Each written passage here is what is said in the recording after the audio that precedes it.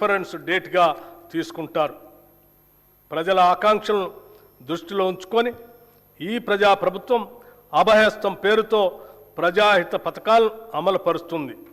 కనీస సదుపాయాలు కూడా లేని వారికి ఉపయోగపడే విధంగా మహాలక్ష్మి, గృహజ్యోతి, ఇందిరమ్మ ఇళ్ళు, మహిళా శక్తి మిషన్ వంటి పథకాలు పేదల జీవితాల్లో వెలుగులు నింపుతున్నాయి.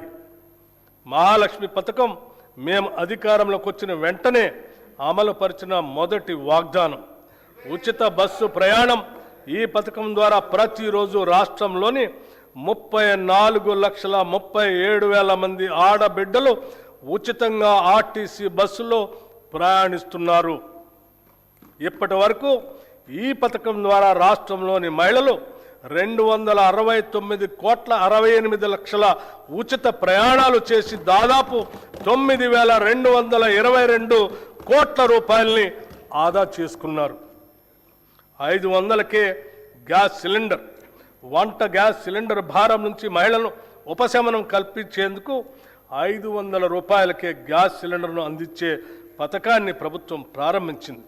ఈ పథకం కింద రాష్ట్రంలో 42,90,000 కుటుంబాలకి లబ్ధి చేకూరింది.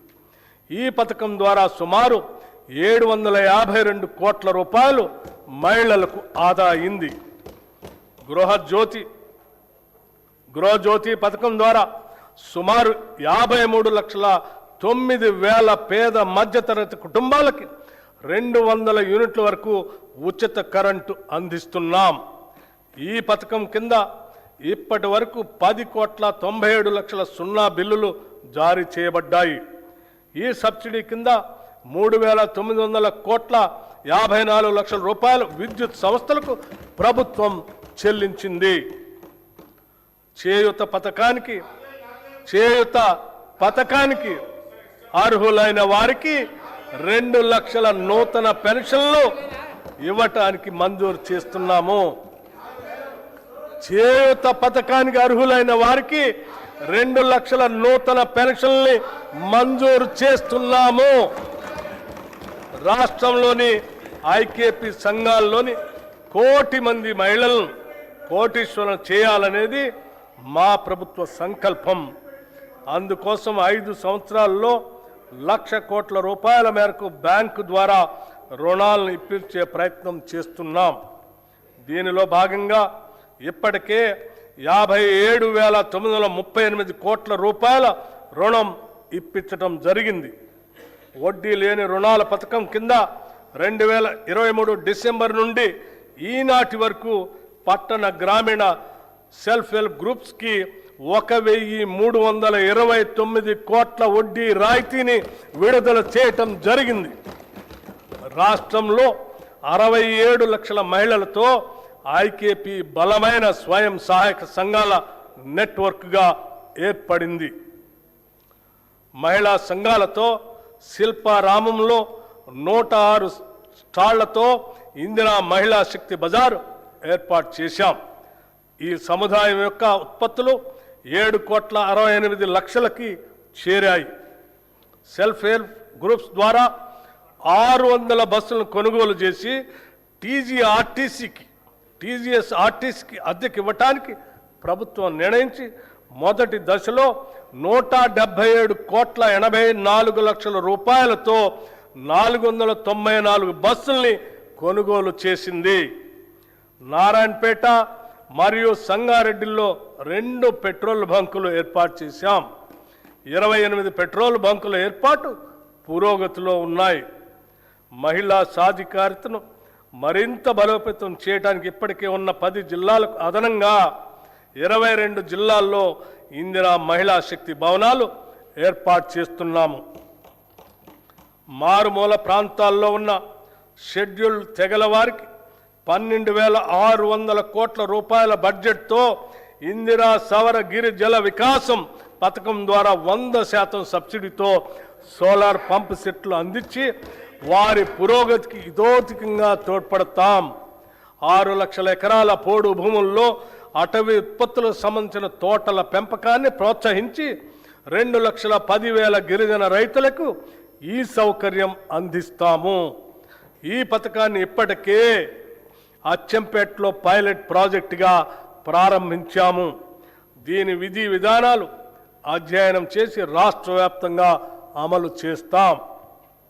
దేశానికి అన్నం పెడుతున్న రైతు సంక్షేమమే ప్రథమ ప్రాధాన్యతగా మేము భావిస్తున్నాం. రైతులకు ప్రభుత్వం ఇస్తున్న ప్రోత్సాహంతో వ్యవసాయ దిగుబడుల్లో తెలంగాణ రాష్ట్రం దేశంలోనే మొదటి స్థానంలో నిలిచింది. రైతులకు పెట్టుబడి సహాయం కోసం రైతు భరోసా పథకం ద్వారా ప్రతి సీజన్కు ఎకరాకి 6,000 చొప్పున 2 పంటలు కలిపి సంవత్సరానికి 12,000 రూపాయలు సహాయం అందిస్తున్నాం. రైతులకు మద్దతు ధరనివ్వటం కోసం వారికి ప్రోత్సాహకంగా సన్న వడ్లకు క్వింటాకు 500 రూపాయల చొప్పున అందజేస్తూ ప్రభుత్వం వారికి అండగా నిలుస్తుంది. దీని ద్వారా ప్రతి ఎకరానికి రైతుకు సగటున దాదాపు 25 క్వింటాళ్లు దిగుబడి వస్తుందని పరిగణిస్తే ఒక్క సీజన్కు ఎకరానికి రైతుకు సుమారు 12,500 రూపాయలు ఆదాయం వస్తుంది. దీనివలన రైతుకు సంవత్సరానికి 2 పంటలు కలిపి 25,000 రూపాయలు అధిక ఆదాయం ఎకరానికి లభిస్తుంది. 2024-25 సంవత్సరంలో 284,16,000 మెట్రిక్ టన్నుల వరి 1,27,00,000 ఎకరాల్లో పండింది. ఫిలిప్పైన్స్కు 22,750 మెట్రిక్ టన్నుల బియ్యం తెలంగాణ నుంచి ఎగుమతి చేయటం జరిగింది. దీని ద్వారా మన బియ్యానికి డిమాండ్ పెరిగి రైతాంగానికి మరింతగా మద్దతు ధర లభించింది. రాష్ట్రంలో ఉద్యాన పంటల విస్తీర్ణం సుమారు 13 లక్షల ఎకరాలుగా ఉంది. మామిడి, సీతాఫలం, మిరప, పసుపు, నారింజ వంటి పంటల అభివృద్ధికి మా ప్రభుత్వం ప్రాధాన్యత ఇస్తుంది. 79,287 మంది రైతులు 2,90,466 ఎకరాల్లో ఆయిల్ పామ్ పంటను సాగు చేస్తున్నారు. ఈ పంటను మరో 68,000 ఎకరాల్లో విస్తరించేందుకు ప్రణాళిక రూపొందించాం.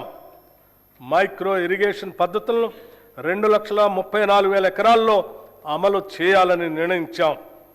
ఈ బడ్జెట్లో వ్యవసాయం రైతు సంక్షేమానికి 23,179 కోట్ల రూపాయలు ప్రతిపాదిస్తున్నాం. రాష్ట్రంలోని 3,38,00,000 లబ్ధి